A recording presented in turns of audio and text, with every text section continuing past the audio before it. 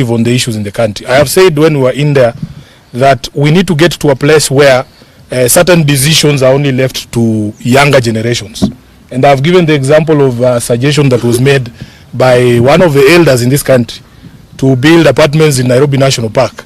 And my position is that we should ask the children whether they want to continue seeing animals at Nairobi Park or they want to see apartments.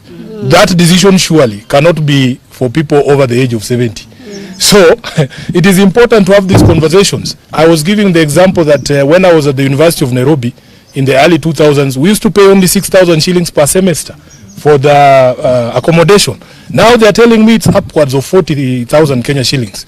And this is something that as a generation who enjoyed that benefit ourselves, we must be fair to this generation also and give them a chance at education and not to stifle it by making it expensive for them to go to school.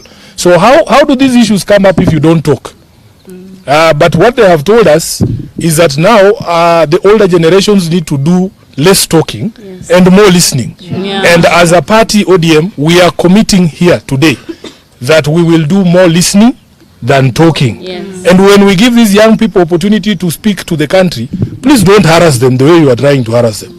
It is not fair. It is the first time that this young lady is answering questions from the press, and I have done this for 8 years. This can be very intimidating. So muwapeleke pole pole hata nyinyi. Ndio tuwakubalie wafanye nini? Waongee. Si ati ukiongea unaanza kuulizwa maswali mingi, hapana. Muwasikize. Sawa? My name is Omalo from West TV. My question to you as SG, you've expressed your regrets as a party signing an MOU with you.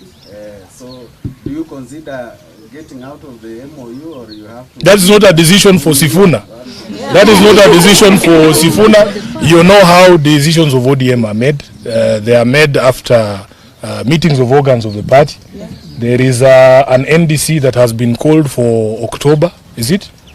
Yes. So I am sure once it, you know, Sifuna as the SG, I am only a spokesperson. And a spokesperson cannot speak for themselves. You say things that have been resolved. So I am sure you will be welcome to Mombasa during the NDC.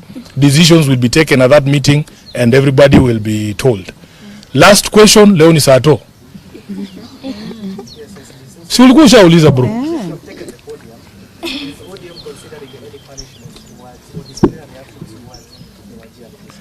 First of all, let me tell you that as a party we already condemned any member of parliament or any person standing up to claim that they will interfere with elections. As you know, ODM has been a victim of election rigging for many, many elections.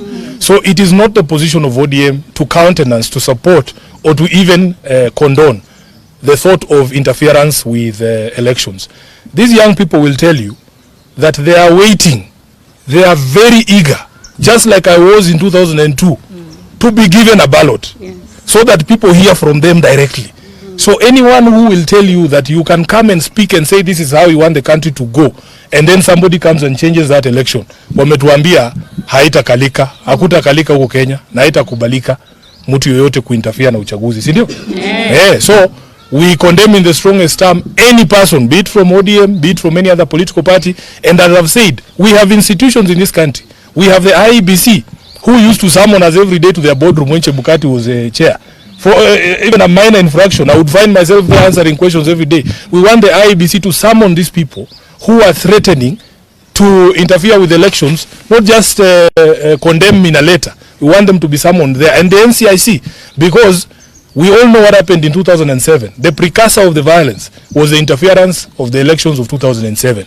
So anybody who's talking about interference with the election is actually a threat to this country, and they must be dealt with. I want to call the NCIC and IEBC. Summon these people. ODM will not protect anyone, even if it is from within our ranks. Thank you. I want us to... So what happens if one of your candidates have made such a do they still get the nominations coming in 2027? There is nothing like a candidate, Madam. You know, I've been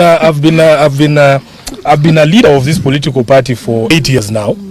I wish political parties had the powers that people imagine we do have. All of us, a political party only exists for politics.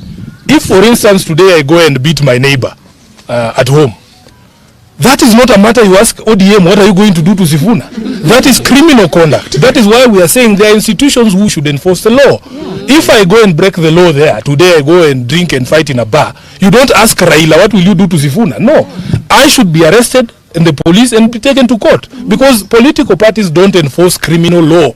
There is institutions for that. That is why the police exists. So anybody breaching the law, breaking the law, should be subject to the law. And that's what we are saying. For us, we can only condemn and disassociate ourselves from such pronouncements as believers in democracy. Thank you very much. Mungu wabariki. Always a pleasure to have you here. Asanteni sana.